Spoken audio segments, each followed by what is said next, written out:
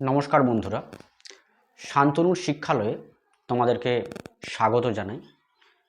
আজ আমরা পড়ব ক্লাস 11-এর সেকেন্ড সেমিস্টারের একটা কবিতা, ভাব সম্মিলন, বিদ্যাপতি রচিত ভাব সম্মিলন।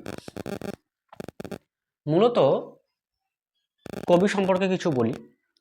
বিদ্যাপতি কিন্তু বাংলার কবি নন, তিনি একজন মৈথিলি কবি এবং বঙ্গদেশে অর্থাৎ বাংলার মধ্যে তিনি যে ভাষাতে কবিতা বা পদাবলী রচনা করেছিলেন, তিনি মূলত একজন পদকর্তা, বৈষ্ণব পদাবলী তিনি রচনা করেছেন। তাই তিনি যে ভাষাতে পদাবলী রচনা করতেন সেটার নাম হচ্ছে ব্রজবুলি ভাষা। ব্রজবুলি ভাষাটা কি না, ব্রজবুলি ভাষাটা হলো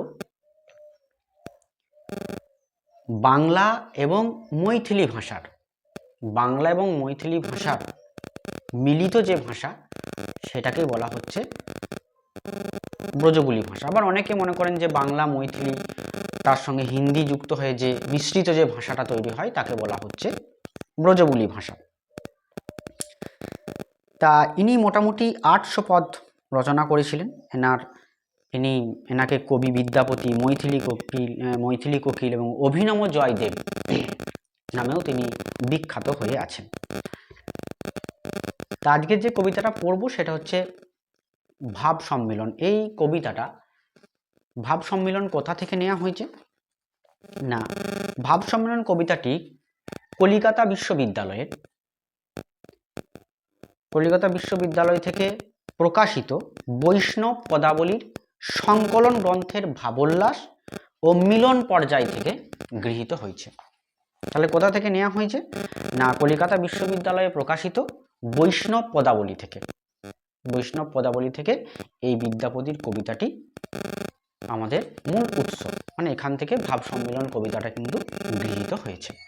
যাক, আর বেশি কথা নয়, আমরা কবিতায় চলে যাই এবং কবিতাটা আমরা পড়তে শুরু করি। ভাব সম্মিলন বিদ্যাপতি সেই সময় রচনা করেছিলেন যখন কংসকে বধ করার জন্য শ্রীকৃষ্ণ মথুরায় চলে গেলেন। তখন শূন্য বৃন্দাবনে রাধা কৃষ্ণের বিরহে আকুল এবং পাগলিনী হয়ে ওঠেন। তখন বাস্তব জগতে রাধা কৃষ্ণের মিলন সম্ভব না হলেও বৈষ্ণব পদকর্তারা ভাব জগৎ অর্থাৎ স্বপ্নের জগতে শ্রীকৃষ্ণের সঙ্গে রাধার একটা মিলন ঘটিয়ে কিছু পদ রচনা করেন। তা এই পর্যায়ে রাধার ভাব কল্পনায় বা স্বপ্নে প্রিয়তম শ্রীকৃষ্ণের সঙ্গে তিনি মিলনের আনন্দে উল্লসিত হয়ে ওঠেন। তাই রাধাকৃষ্ণের এই যে মিলনজনিত উল্লাস, এটাকেই কিন্তু এক প্রকার বলা হয় ভাব সম্মিলন বা ভাবোল্লাস বলা হয়ে থাকে। তা কবিতাটা পড়ি। কি কহবরে সখী আনন্দ অর। তার মানে তিনি কি বলতে চাইছেন যে হে সখী, আমার আনন্দের কিন্তু কোনো সীমা পরিসীমা নাই। কেন? চিরদিনের মাধব মন্দিরে মন। তাহলে রাধা তার বান্ধবীদেরকে বলছেন যে সখী, আমার আনন্দের সীমার কথা তোমাকে কি আর বলবো, কারণ আমার আনন্দের সীমা নাই, কারণ মাধব অর্থাৎ ভগবান শ্রীকৃষ্ণ চিরকালের জন্য আমার এই মনের মন্দিরে বা হৃদয় মন্দিরে তিনি আবদ্ধ হয়ে রয়েছেন। পাপ সুধাকর যত দুঃখ দিল, প্রিয়ামুখ দর্শনে তত সুখ ভিল। তাহলে প্রিয়ামুখ দর্শনে তত সুখ ভিল, তাহলে কি বলতে চেয়েছে না, প্রিয়ের বিরহে শিরাধিকা যখন কাতর, তখন চাঁদের মহময় কিরণ তার বিরহ যন্ত্রণাকে আরো ঘনীভূত করে তুলেছিল।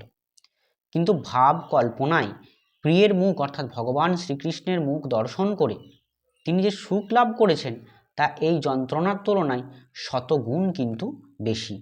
তাই তিনি কি বলেছেন যে পাপ সুধাকর যত দুঃখ দিল, প্রিয়ামুখ দর্শনে তত সুখ ভিল। তাহলে পাপ সুধাকর বলতে এখানে যে চাঁদের কিরণ, ঠিক আছে? তাহলে এই জন্যেই তিনি তাকে কি বলেছেন, পাপই বলেছেন, যে সুধাকরের যে জ্যোৎস্না সেটা হচ্ছে পাপ।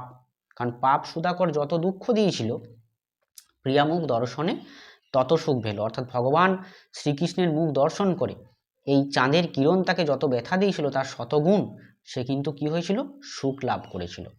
আবার বলছেন আঁচর ভরিয়া যদি মহানিধি পায়, তব হাম পিয়া দূর দেশে না পাঠায়। তাহলে আঁচর ভরিয়া, এখানে আঁচর শব্দের অর্থ কি না, আঁচর শব্দের অর্থ হচ্ছে আঁচল।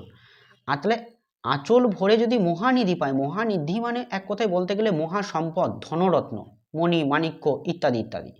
তাহলে এগুলো যদি পাই, তব হাম পিয়া দূর দেশে না পাঠাই, এগুলো যদি পেয়েও থাকি তবু আমার পিয়া অর্থাৎ ভগবান শ্রীকৃষ্ণকে আমি কখনোই কিন্তু দূরদেশে কিন্তু পাঠাবো না। অর্থাৎ তিনি কি বলতে চেয়েছেন, যে তার আঁচল ভরে মহামূল্যবান যদি রত্নও দিয়ে দেওয়া হয়, তবু তিনি তার হৃদয়ের যে রত্ন ভগবান শ্রীকৃষ্ণ, সেই রত্ন শ্রীকৃষ্ণকে তিনি কখনোই কিন্তু দূরে যেতে কিন্তু দেবেন না। আমাদের বাংলার অনেকেই মহিলারা আছেন যে তাদেরকে অর্থ উপার্জনের জন্য কিন্তু তাদেরকে কিন্তু দূর দেশে কিন্তু পাড়ি দিতেই হয়।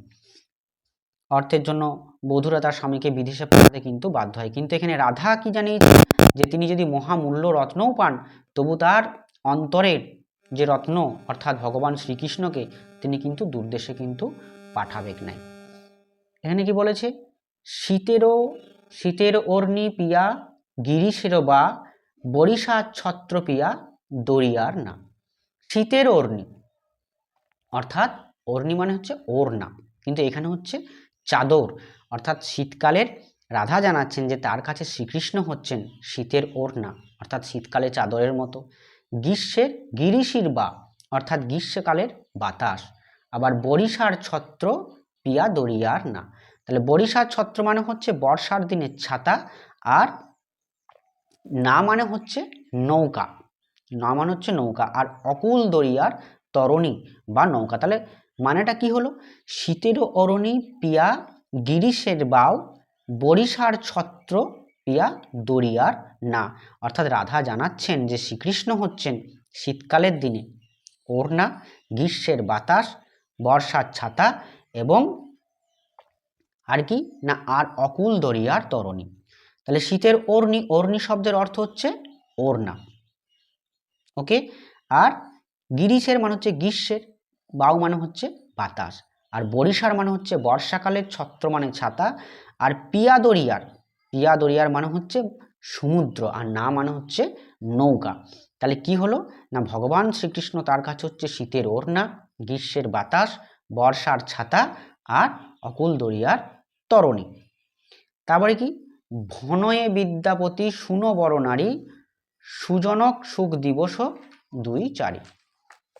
অর্থাৎ কি বলতে চেয়েছে, বিদ্যাপতি এখানে ভনিতা করে জানাচ্ছেন যে সুন্দরী অর্থাৎ রাধিকাকে সেখানে কি বলেছে, বড় নারী, অর্থাৎ সুন্দরী নারীর সঙ্গে সে তুলনা করেছে। তাহলে বিদ্যাপতি এখানে কি বলেছে, যে ভনয়ে বলেছে বিদ্যাপতি, অর্থাৎ এখানে বিদ্যাপতি ভনিতা করে জানাচ্ছেন যে শুনো বড়নারী, বড়নারী শব্দের অর্থ হচ্ছে সুন্দরী। সুজনক, সুজনক মানে হচ্ছে ভালো লোকেরা বা সৌভাগ্যবতীরা। সুখ দিবস 2-4, অর্থাৎ বিদ্যাপতি এখানে কি জানাতে চেয়েছেন না, জানাতে চেয়েছেন যে সুন্দরী রাধিকা তুমি শোনো, যে সৌভাগ্যবতী সংসারে তার দুঃখ মাত্র 2-4 দিনের, এই দুঃখ কিন্তু চিরকালের জন্য কিন্তু নয়। অর্থাৎ ভালো মানুষকে কিন্তু বেশি দিন দুঃখ কষ্ট কিন্তু সহ্য করতে হয় না। তাহলে এই ছিল আমাদের ভাব সম্মিলন কবিতা বিদ্যাপতি। যদি ভালো লাগে তাহলে লাইক কমেন্ট করে জানিও।